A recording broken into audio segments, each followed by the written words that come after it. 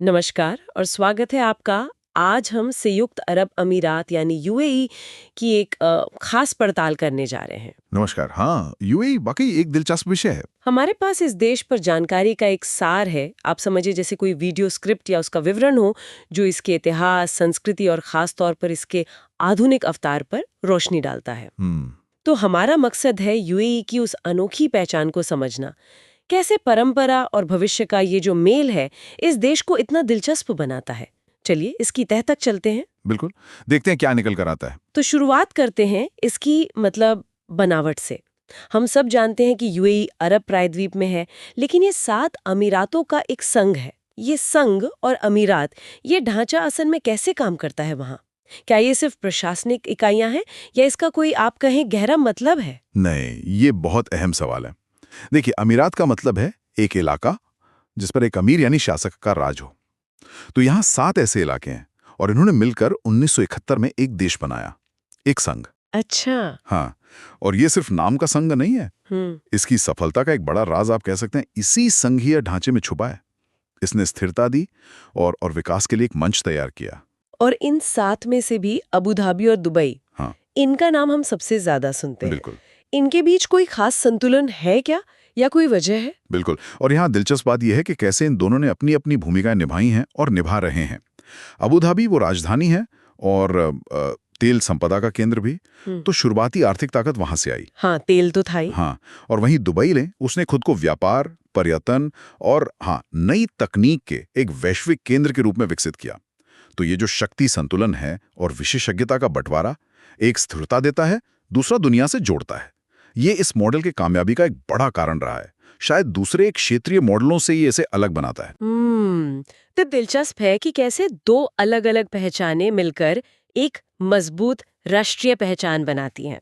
अच्छा, अगर हम थोड़ा पीछे देखें इसके इतिहास और संस्कृति की तरफ, मतलब तेल से पहले की भी तो एक कहानी होगी इनकी। मोती गोताखोरी का जिक्र आता है अक्सर। हाँ, और ये समझना बहुत जरूरी है क्योंकि तेल की खोज से पहले सदियों तक इस पूरे इलाके की अर्थव्यवस्था का आधार मोती गोताखोरी और समुद्री व्यापार ही था। फारिस की खाड़ी के मोती तो दुनिया भर में मशहूर थे। अच्छा। हाँ, और ये सिर्फ एक व्यवसाय नहीं था। इसने यहाँ के समाज को, संस्कृति को और बाहरी दुनिया से उनके रिश्तों को गढ़ा। ये जो पुराने व्यापारिक रास्ते थे, उन्होंने ही इस क्षेत्र को दुनिया से जोड़ा। और शायद कहीं ना कहीं यही अनुभव आज के वैश्विक व्यापार केंद्र बनने की नींव में भी मौजूद है। मतलब वो जो समुद्री व्यापार और दुनिया से जुड़ने का इतिहास था, वो आज भी प्रासंगिक है। उसकी कोई छाप है निश्चित रूप से। देखिए, यहाँ की इस्लामी संस्कृति और रेगिस्तानी विरासत ये सिर्फ म्यूजियम की चीजें नहीं हैं, ये आज भी जिंदा है। आप इसे लोगों के व्यवहार में, पारिवारिक मूल्यों में, वास्तुकला और कला में देख सकते हैं।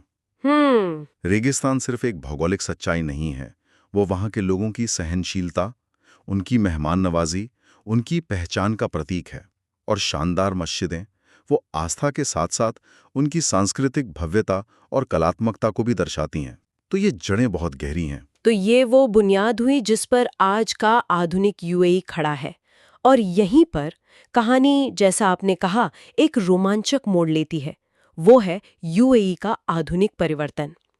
ये भविष्य को छूती गगनचुंबी इमारतें जैसे बुर्ज खलीफा, जिसका जिक्र तो हर कोई करता है। लेकिन क्या ये सिर्फ तेल के पैसे का कमाल है या इसके पीछे कोई सोची समझी रणनीति भी है? हाँ, यहाँ ध्यान देने वाली बात यही है कि ये सिर्फ पैसे का खेल नहीं है, ये दूरदर्शिता का नतीजा है। देखिए, 60 और 70 के दशक में तेल की खोज हुई, उससे बेशक एक बड़ा आर्थिक उछाल आया, पैसा आया। हाँ, वो तो जाहिर है। लेकिन यूएई के नेतृत्व ने उन्होंने बहुत जल्दी ये समझ लिया था कि सिर्फ तेल पर निर्भर रहना ये लंबे समय तक टिकाऊ नहीं होगा, सस्टेनेबल नहीं है। इसलिए उन्होंने एक बहुत महत्वाकांक्षी योजना पर काम शुरू किया, अर्थव्यवस्था में विविधता लाना। विविधता लाना? अच्छा, मतलब तेल से हटकर दूसरे क्षेत्रों पर ध्यान देना। बिल्कुल। उन्होंने व्यापार, वित्त, लॉजिस्टिक्स, रियल एस्टेट और खास तौर पर पर्यटन और लग्जरी जीवन शैली पर भारी निवेश किया। फ्री ट्रेड जोन बनाए गए ताकि विदेशी निवेश आए। विश्व स्तरीय एयरलाइंस खड़ी की, जैसे एमिरेट्स और एतिहाद। बड़े बड़े हवाई अड्डे विकसित किए। दुबई को दुनिया के मिलने की जगह एक ग्लोबल हब, एक पर्यटन स्थल के रूप में स्थापित किया गया। ये सब एक जानबूझकर बनाई गई रणनीति का हिस्सा था। और बुर्ज खलीफा जैसी इमारतें वो सिर्फ इंजीनियरिंग का नमूना नहीं है, वो उस असीम महत्वाकांक्षा का प्रतीक है। ये बात तो है। दुनिया भर से लाखों लोग हर साल यूएई घूमने आते हैं। हमारे पास जो जानकारी है उसमें कुछ खास आकर्षणों का जिक्र है। पाम जुमेरा, शेख जायद ग्रैंड मस्जिद, दुबई मॉल, ये सिर्फ घूमने फिरने की अच्छी जगह है या इनका कोई गहरा सांकेतिक मतलब भी है? नहीं, इनका सांकेतिक महत्व बहुत गहरा है। ये सिर्फ इमारतें या जगह नहीं हैं, ये यूएई की कहानी के प्रतीक हैं, आप कह सकते हैं। जैसे पाम जुमेरा को ही लीजिए, समुद्र को पाटकर बनाया गया ताड़ के पेड़ के आकार का द्वीप। हाँ, वो तो अद्भुत है ना? ये इंजीनियरिंग का एक ऐसा कमाल है जो दुनिया को दिखाता है कि यहाँ असंभव को भी संभव बनाने की इच्छा शक्ति और क्षमता है। ये एक तरह से प्रकृति पर इंसान की विजय का बयान है। सही कहा। और शेख जायद ग्रैंड मस्जिद, वो तो अबू धाबी में है ना? हाँ, वो अबू धाबी में है और वो इस्लामी वास्तुकला की भव्यता और सुंदरता का शिखर है। वो उनकी गहरी सांस्कृतिक और धार्मिक जड़ों का प्रतीक है। लेकिन साथ ही ये दुनिया भर के लोगों के लिए खुली है, चाहे उनका धर्म कोई भी हो। अच्छा। हाँ, तो ये सहिष्णुता और दुनिया को गले लगाने के उनके संदेश को भी दर्शाता है। तो ये परंपरा और आधुनिक वैश्विक नजरिए का एक बहुत खूबसूरत संगम है। और दुबई मॉल, क्या एक शॉपिंग मॉल भी प्रतीक हो सकता है? मुझे थोड़ा अजीब लगा था। हाँ, बिल्कुल हो सकता है। ये दुनिया के सबसे बड़े शॉपिंग मॉलों में से एक है। ये सिर्फ खरीदारी की जगह नहीं है, ये वैश्विक उपभोक्तावाद, मनोरंजन और आधुनिक जीवन शैली का मंदिर है एक तरह से। इसमें एक्वेरियम है, आइस रिंक है, अनगिनत अंतर्राष्ट्रीय ब्रांड्स हैं। ये दुबई की उस छवि को मजबूत करता है जो उसे एक अल्ट्रा मॉडर्न, लग्जरी और पूरी दुनिया से जुड़े शहर के रूप में पेश करती है। तो ये तीनों, इंजीनियरिंग का चमत्कार, सांस्कृतिक शान और वैश्विक उपभोग का केंद्र, ये मिलकर यूएई की उस वैश्विक पहचान को गढ़ते हैं जिसने इसे दुनिया के नक्शे पर एक जरूरी मुकाम बना दिया है। तो अगर हम इन सब बातों को जोड़कर देखें, ये संघीय ढांचा, इतिहास की वो गहरी जड़ें, तेल के बाद की रणनीति और ये भव्य प्रतीक, तो बार बार एक बात सामने आती है, परंपरा और नवाचार का मिश्रण।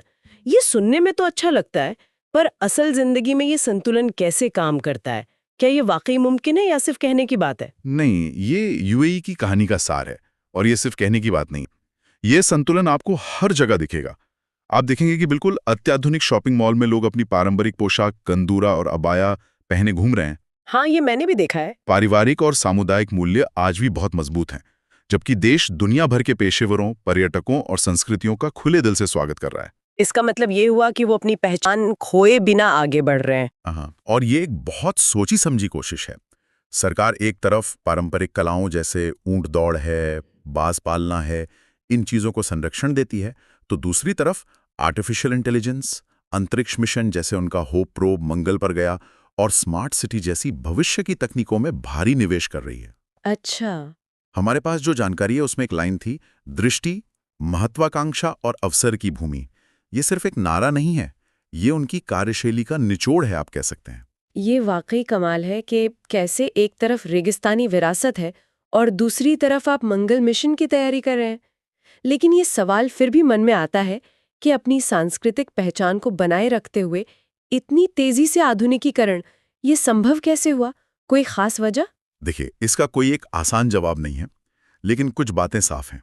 एक तो, जैसा मैंने कहा, नेतृत्व की स्पष्ट दृष्टि और उस दृष्टि को हकीकत बनाने का दृढ़ संकल्प। दूसरा, संसाधनों का रणनीतिक उपयोग, मतलब तेल से जो आय हुई उसे भविष्य के लिए निवेश करना। और तीसरा, शायद एक तरह का व्यवहारिक रवैया, जहां उन्होंने बाहरी दुनिया से सीखने और अच्छी चीजों को अपनाने में संकोच नहीं किया, लेकिन साथ ही अपनी मूल पहचान और मूल्यों को भी थामे रखा। ये एक लगातार चलने वाली प्रक्रिया है, एक संतुलन साधने की कोशिश है जो हमेशा जारी रहती है। तो हमने देखा कि कैसे मोती गोताखोरी के दिनों से लेकर आज आसमान छूती इमारतों, कृत्रिम द्वीपों और वैश्विक व्यापार के केंद्र तक का ये जो सफर है, यूएई ने तय किया है। जो मुख्य बात उभर कर आती है वो है महत्वाकांक्षा। एक ऐसी जगह जो अपने अतीत का सम्मान करती है, लेकिन साथ ही एक बेहद आधुनिक दुनिया से जुड़ी हुई पहचान बनाने में कामयाब रही है। बिल्कुल, संक्षेप में कहें तो ये साधारण शुरुआत से दुनिया के सबसे उन्नत और गतिशील राष्ट्रों में से एक बनने की कहानी है। और इसके पीछे का मूल मंत्र वही है, दूरदृष्टि, बड़ी महत्वाकांक्षाएं, अवसरों का सही इस्तेमाल करना और सबसे खास अपनी संस्कृति और आधुनिकता के बीच एक अनूठा संतुलन साधना। ये सिर्फ आर्थिक तरक्की की कहानी नहीं है, ये एक राष्ट्र के आत्मविश्वास और उसकी पहचान की कहानी भी है। वाकई समझने के लिए एक बहुत ही अनोखा मॉडल है ये। और जैसा हमने कहा, ये कहानी अभी खत्म नहीं हुई है। ये देश लगातार बदल रहा है, विकसित हो रहा है। बिल्कुल। तो इस बातचीत के आखिर में सुनने वालों के लिए एक सवाल छोड़ जाते हैं। क्या कहते हैं? हाँ, सोचने के लिए ये सवाल दिलचस्प है कि एक ऐसा राष्ट्र जिसने इतनी तेजी से और इतने बड़े पैमाने पर बदलाव हासिल किया है, उसके परिवर्तन का अगला पड़ाव क्या हो सकता है? मतलब भविष्य में वो कौन सी नई ऊंचाइयां छू सकता है या किन नई दिशाओं में आगे बढ़ सकता है? और शायद सबसे अहम सवाल, वो अपनी गहरी जड़ों वाली परंपराओं और अपनी वैश्विक भविष्य पर टिकी महत्वाकांक्षाओं के बीच ये जो संतुलन है, इसे कैसे बनाए रखना जारी रखेगा? इस पर विचार करना शायद हमें यूएई के भविष्य की एक झलक दे सकता है। जरूर, एक अहम सवाल है जिस पर सोचा जा सकता है।